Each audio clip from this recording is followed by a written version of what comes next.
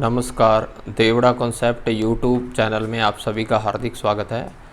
बच्चों, हम पढ़ रहे थे इलेक्ट्रिशियन के अंदर कुचालक इंसुलेटर के बारे में, जिसमें हमने पढ़ा था लास्ट में पैरा विद्युत हानियाँ। ठीक है, पैरा विद्युत के बारे में, पैरा विद्युत जो है डाई इलेक्ट्रिक स्ट्रेंथ, पैरा विद्युत सामर्थ्य क्या होती है। उसके बाद आज हम पढ़ रहे हैं उसी में आगे पैरा विद्युत नियतांक या अपेक्षित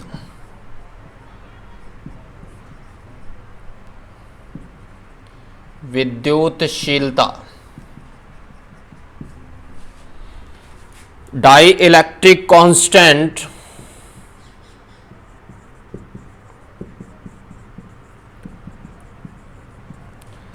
और इसको हम कहते हैं रिलेटिव परमिटिविटी।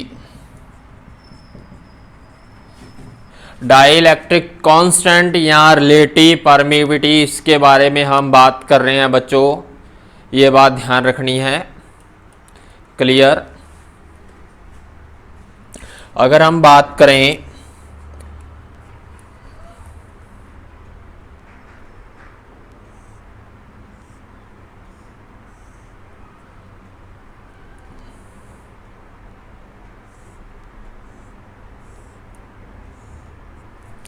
किसी विद्युत रोधी पदार्थ के जो है, हम इस प्रकार से जो है इसके दोनों ओर जो है कोई भी विद्युत रोधी पदार्थ है उसके दोनों ओर जो है हम वोल्टेज अप्लाई कर दें, उसके अक्रॉस अगर हम वोल्टेज अप्लाई करते हैं तो बच्चों जो विद्युत रोधी पदार्थ होते हैं वो भी क्या है, आवेशों को ग्रहण करने की क्षमता रखते हैं। ये बात ध्यान रखनी है, आवेशों के ग्रहण करने की क्षमता रखते हैं। और जब विद्युत रोधी पदार्थ के दोनों ओर जो है वोल्टेज अप्लाई किया जाता है तो इसमें भी आवेशों का क्या होता है, स्थानांतरण होता है। क्लियर। तो ऐसी कंडीशन में जो है सप्लाई किया गया वोल्टेज Q हमेशा सप्लाई की गई वोल्टेज जो है एकत्रित होने वाले आवेशों की संख्या के क्या होती है, बराबर होती है। तो Q समानुपाती V यहाँ पे है सप्लाई वोल्टेज,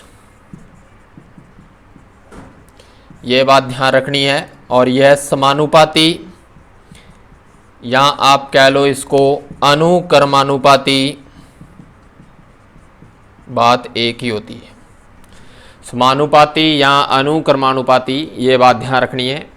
तो इनके दोनों प्लेटों पर जो भी आवेश इकट्ठा हो रहा है वो सप्लाई वोल्टेज के क्या है, समानुपाती होता है। तो यहां से निकलता है Q बराबर CV, ये ध्यान रखनी है। और C बराबर Q बटे V, और C यहाँ पे होती है हमारे पास कैपेसिटेंस।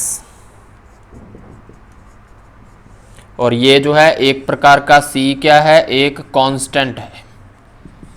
ठीक है, एक स्थिरांक होता है, ये बात ध्यान रखनी है। Q यहाँ पे आवेश है और V है हमारे पास वोल्टेज, ये ध्यान रखनी है। क्लियर। C होगी हमारे पास एक प्रकार की धारिता, और धारिता जो है इसका मात्रक होता है फैरड।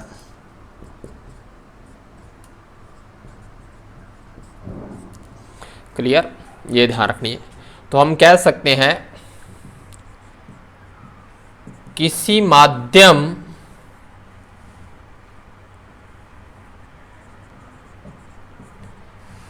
की उपस्थिति में,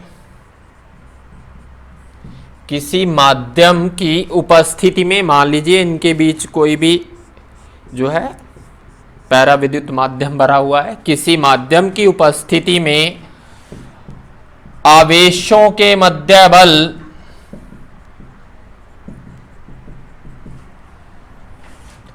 निर्वात की तुलना में कितने गुना कम है, कितने गुना कम प्राप्त होता है, उसे माध्यम का पैरावैद्युतांक पैरावैद्युतांक या अपेक्षित वैद्युतशीलता कहते हैं।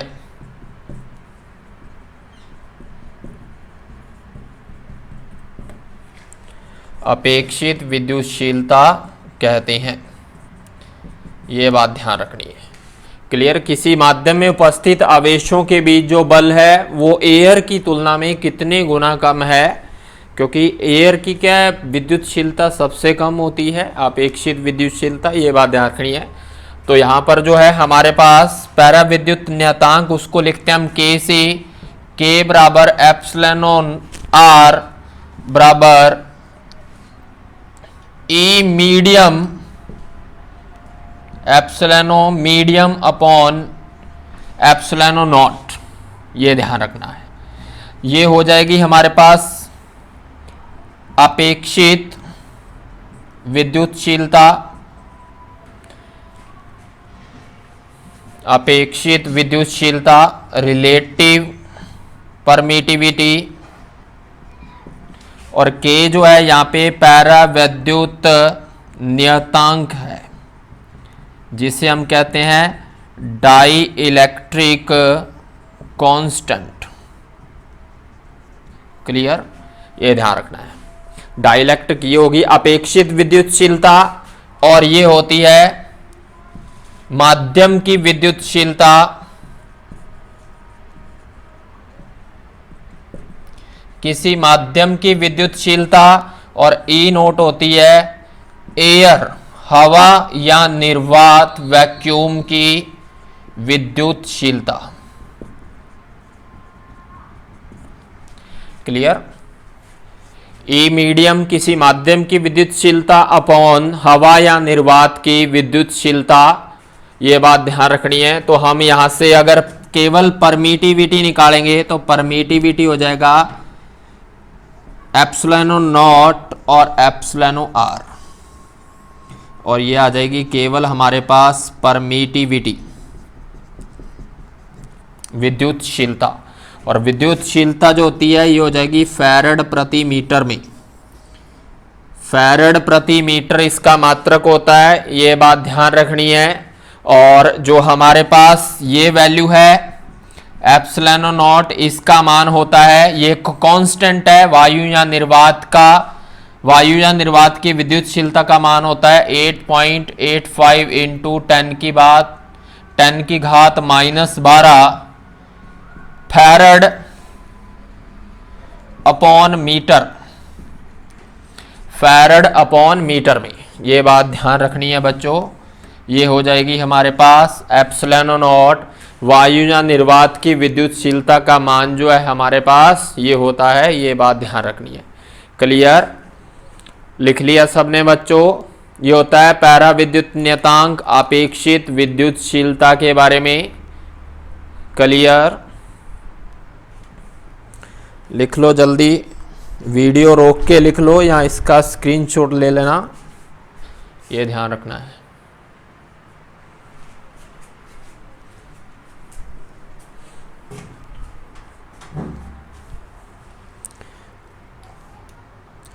लिख लिया सबने।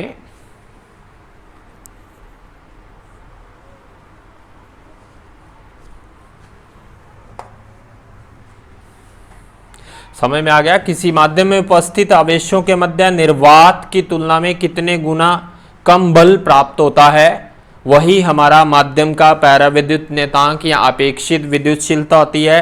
पैराविद्युत नियतांक को के से प्रेजेंट करते हैं, इंग्लिश का अक्षर जो के होता है उससे प्रेजेंट किया जाता है, और एप्सिलॉन आर का मतलब है रिलेटिव परमिटिविटी, और ये होती है माध्यम की, मीडियम की परमिटिविटी, ये है एयर या वैक्यूम की परमिटिविटी। क्लियर बच्चों, लिख लिया सबने।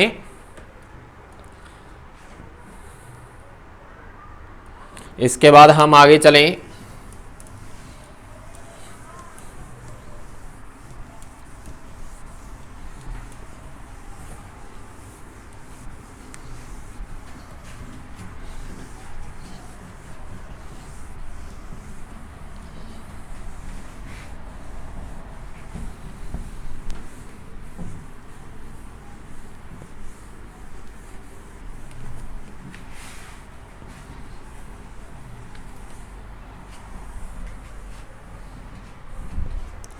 इसके बाद हम देखते हैं कुछ माध्यम होते हैं,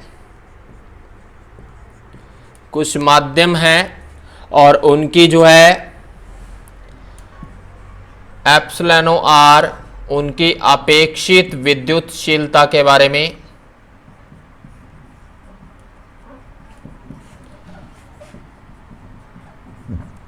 देखते हैं।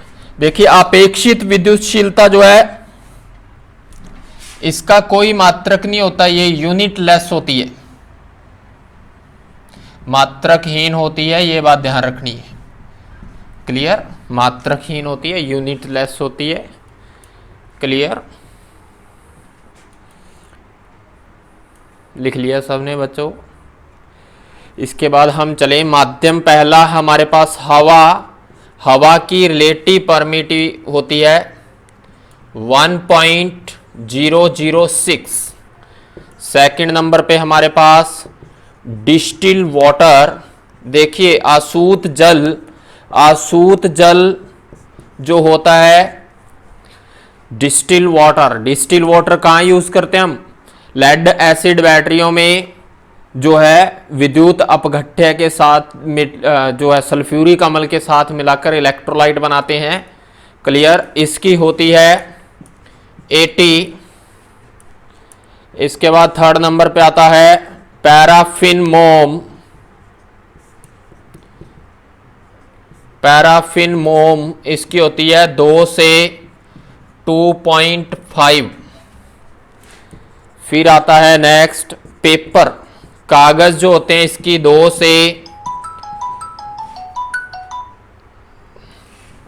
2 से 2.6 तक। इसके बाद नेक्स्ट आता है अब्रक। अब्रक जो होता है बच्चों इसकी होती है 2.5 से 6.6 तक, ये ध्यान रखनी है। अब्रक की जो है 2.5 से 6.6 तक। लिख लिया सबने? इसके बाद नेक्स्ट आती है हमारे पास कांच, ग्लास। ग्लास जो होता है बच्चों इसकी होती है 5.4 से 9.9। 5.4 से 9.9, 5.4 से 9.9। नेक्स्ट होता है बच्चों हमारे पास हीरा। हीरा जो है, हीरा क्या होता है? विद्युत का कुचालक होता है, तो इसकी होती है 8.3। 8.3 हीरे की। क्लियर? इसके बाद जो है बच्चों हीरे के बाद जो आता है हमारे पास नेक्स्ट जो है 8 नंबर पे ऑयल, जो तेल होते हैं हमारे पास, उसकी 2.2 से 4.7 तक। नेक्स्ट है हमारे पास रबड़। जो रबड़ होती है उसकी 5.7 से 6.8 तक। इसके बाद नेक्स्ट आता है हमारे पास लकड़ी। सूखी लकड़ी जो होती है 2.5 से 7.7। सूखी लकड़ी जो शुष्क लकड़ी होती है, ये ध्यान रखना है। इसके बाद नेक्स्ट आता है हमारे पास पानी। पानी की रिलेटिव जो है परमिटिविटी लगभग डिस्टिल वाटर के आसपास होती है, ये ध्यान रखना है। इसकी 70 से 80 तक हो सकती है। इसके बाद आते हैं हमारे पास जो है चालक। जो चालक पदार्थ होते हैं उनकी होती है अनंत। चालक पदार्थों की रिलेटिव परमिटिविटी अनंत होती है बच्चों, ये बात ध्यान रखनी है। क्लियर? लिख लिया सबने? चालक पदार्थ जो होते हैं उनकी रिलेटिव परमिटिविटी अनंत होती है, ये बात ध्यान रखनी है। उसकी जो है अपेक्षित विद्युतशीलता जो है अनंत होती है। क्लियर? लिख लिया सबने?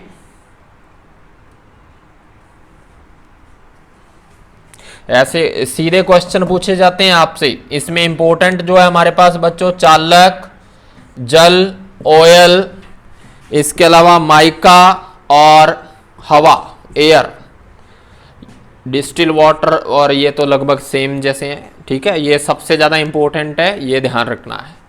क्लियर। आगे चले हम।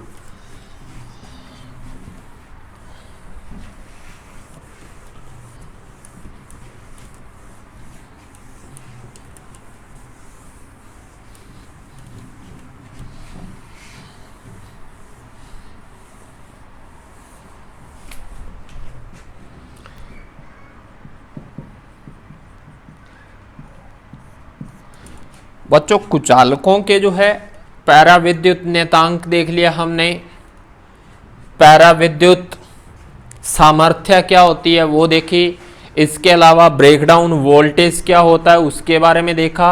अब जो कुचालक होते हैं इनमें कुछ पैराविद्युत हानियां होती हैं, डाई इलेक्ट्रिक लॉस होते हैं, उसके बारे में हम चर्चा कर लें। पैराविद्युत हानियां,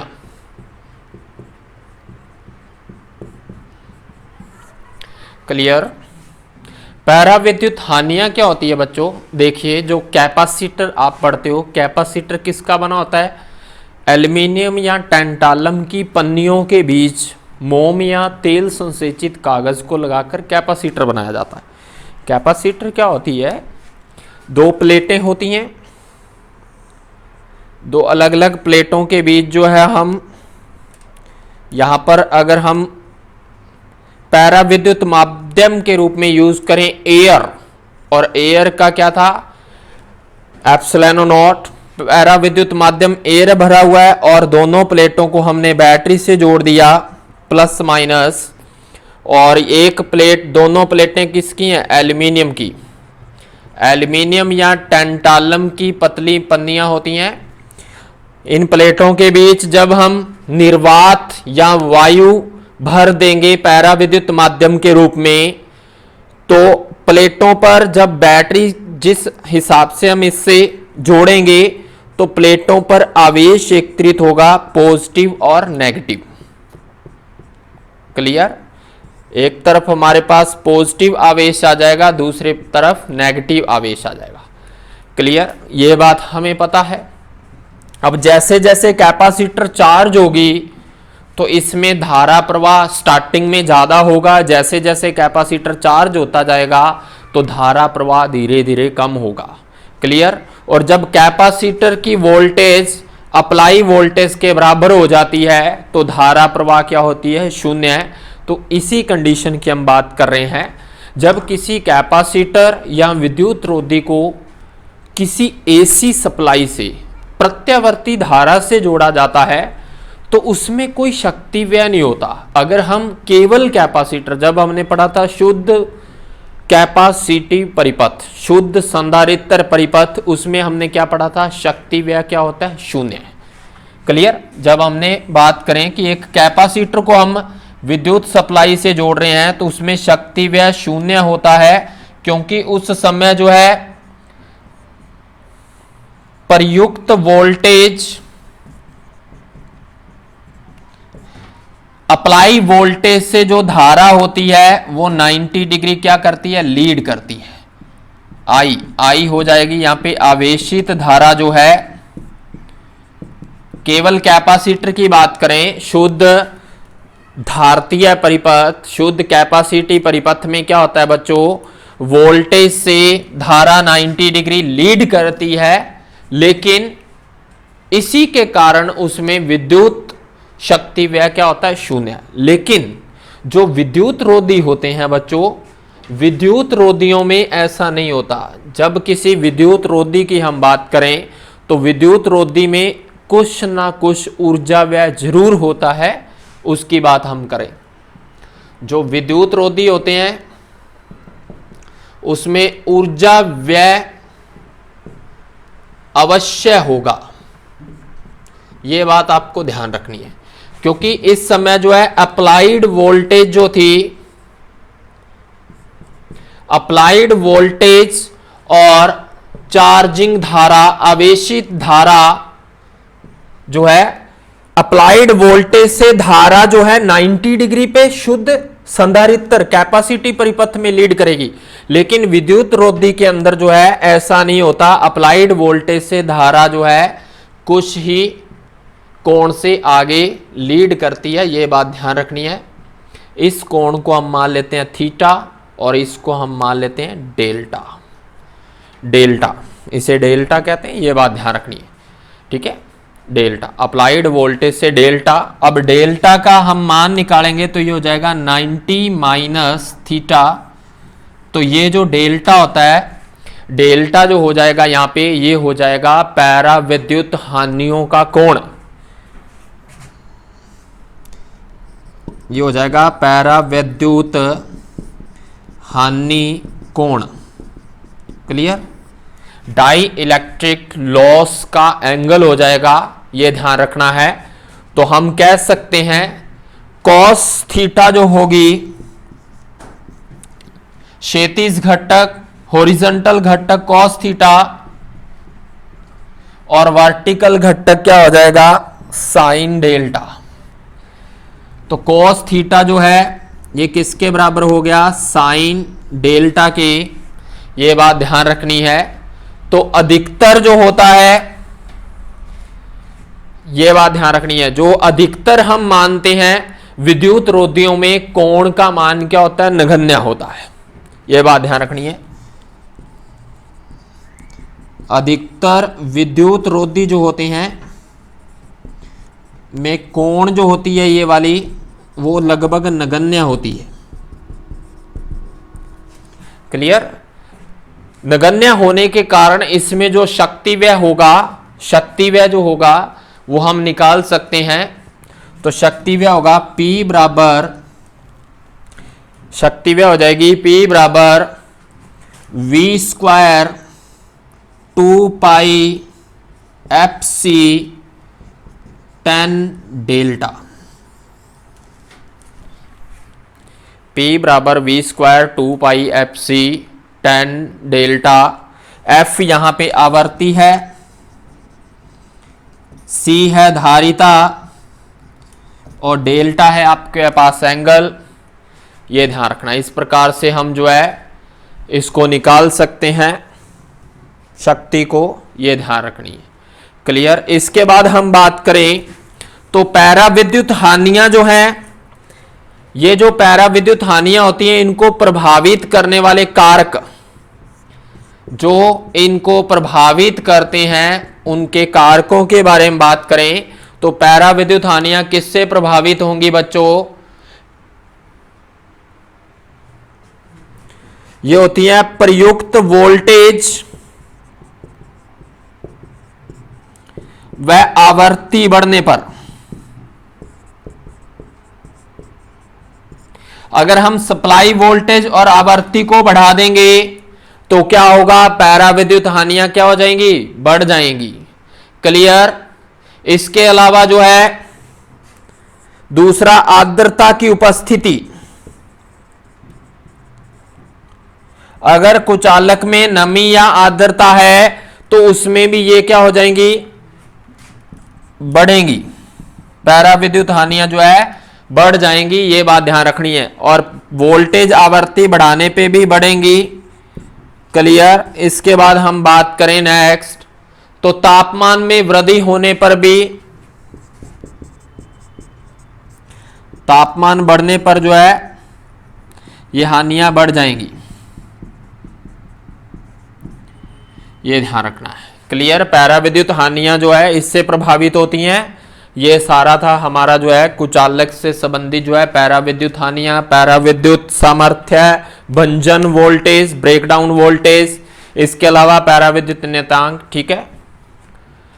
हमारे चैनल को ज़्यादा से ज़्यादा सब्सक्राइब कीजिए, लाइक कीजिए और शेयर कीजिए, और अपने दोस्तों को, बच्चों जो है शेयर कीजिए। और आप जितना हमें सपोर्ट करेंगे, आप उतना ही, हम जो है आपको उतना ही अच्छा जो है कंटेंट प्रोवाइड करवाएंगे। ठीक है। और आप हमें ज़्यादा से ज़्यादा सपोर्ट कीजिए और हमारा हौसला बढ़ाएं, और हम जो है आपको अच्छे से अच्छा मटेरियल प्रोवाइड करवाएंगे। धन्यवाद।